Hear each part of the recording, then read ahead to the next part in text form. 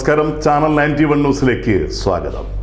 കേരളത്തിലെ ഏറ്റവും ജനകീയനായ നേതാവ് ആരെന്ന് ചോദിച്ചാൽ നിസ്സംശയം മറുപടി പറയാൻ കഴിയും സുരേഷ് ഗോപി എന്ന്. ഏറ്റവും ശക്തനായ നേതാവ് ആരെന്ന ചോദ്യത്തിനും രണ്ടാമതൊരു മറുപടി ഇല്ല തന്നെ. വ്യക്തിപരമായി എതിർചേരിയിൽ ഉള്ളവരാൽ ഇത്രയധികം ആക്ഷേപിക്കപ്പെട്ട മറ്റൊരു രാഷ്ട്രീയ പ്രവർത്തകനുണ്ടായിട്ടില്ല. സുരേഷ് ഗോപി എന്ന മനുഷ്യൻ ചെയ്ത ഒരേ ഒരു തെറ്റ് അദ്ദേഹം BJP ആയിപ്പോയി എന്നത് മാത്രമാണ്. പക്ഷേ എത്രയധികം ശത്രുക്കൾ എതിർക്കുന്നുവോ അത്രയും കൂടുതൽ കരുത്ത് സുരേഷ് ഗോപിയുടെ രാഷ്ട്രീയ ജീവിതത്തിൽ അദ്ദേഹം നേടിക്കൊണ്ടേയിരുന്നു. അദ്ദേഹത്തിന് ചുറ്റും ആക്ഷേപങ്ങൾ ഉയർത്തി കല്ലെറിയുമ്പോൾ എറിയുന്ന കല്ലുകൾ പൂക്കളായി മാറ്റുവാൻ കഴിയുന്ന പ്രത്യേക വ്യക്തിത്വമാണ് സുരേഷ് ഗോപി. സുരേഷ് ഗോപിയിലെ നന്മയും സാമൂഹിക പ്രതിബദ്ധതയും സ്നേഹവും ആത്മാർത്ഥതയും തിരിച്ചറിഞ്ഞ് കേരളത്തിൻ്റെ സാംസ്കാരിക തലസ്ഥാനം അദ്ദേഹത്തിന് അക്ഷരാർത്ഥത്തിൽ ഏറ്റെടുക്കുകയായിരുന്നു. നന്മ ചിന്തിക്കുന്നവർ ജാതിമത രാഷ്ട്രീയ ഭേദമന്യേ സുരേഷ് ഗോപിക്ക് വോട്ട് ചെയ്തു. അദ്ദേഹത്തിന് കേരള രാഷ്ട്രീയ ചരിത്രത്തിൽ ഇടം നേടിക്കൊടുത്തു. 10,000-കണക്കിന് വോട്ടിൻ്റെ ഭൂരിപക്ഷത്തിൽ ഇന്ത്യയിലെ തന്നെ ഏറ്റവും തിളക്കമാർന്ന രാഷ്ട്രീയ വിജയമായി മാറി അദ്ദേഹത്തിൻ്റേത്. BJPക്ക് ഒരു കേവല MLA പോലും ഇല്ലാതിരുന്ന കേരളത്തിൽ ഒരു MP സ്ഥാനം നേടി BJP എന്നത് നിസ്സാര കാര്യമല്ല.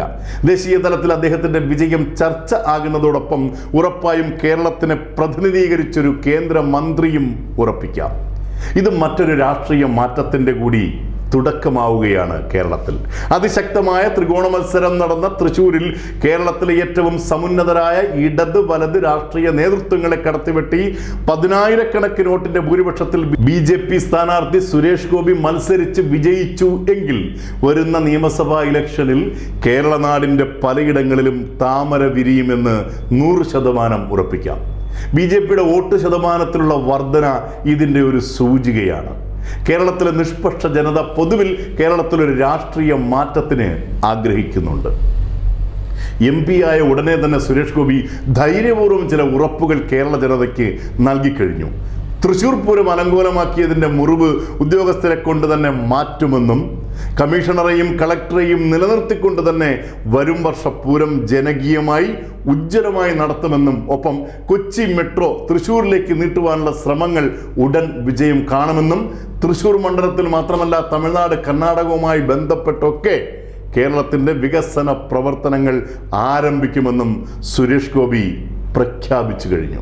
എത്രയും ആക്ഷേപങ്ങൾ ഉണ്ടായാലും രാഷ്ട്രീയ പകപോക്കലുകളും വ്യക്തി അധിക്ഷേപങ്ങൾ നടത്തിയാലും വർഗവും വർഗീയതയും പറഞ്ഞു പരത്തിയാലും കേരളത്തിൽ നിന്ന് ഒരു MLAയോ MP യോ ഉണ്ടാകണമെങ്കിൽ 42% വരുന്ന നിഷ്പക്ഷരായ വോട്ടർമാർ വിചാരിച്ചാൽ മതിയെന്നും അതിൽ 80% സ്ത്രീകൾ മനസ്സിലുറച്ചാൽ ആരെയും വിജയിപ്പിക്കുവാൻ സാധിക്കുമെന്നും BJP സ്ഥാനാർത്ഥി സുരേഷ് ഗോപിയുടെ വിജയത്തോടെ കേരളം ഉറപ്പിച്ചു കഴിഞ്ഞു.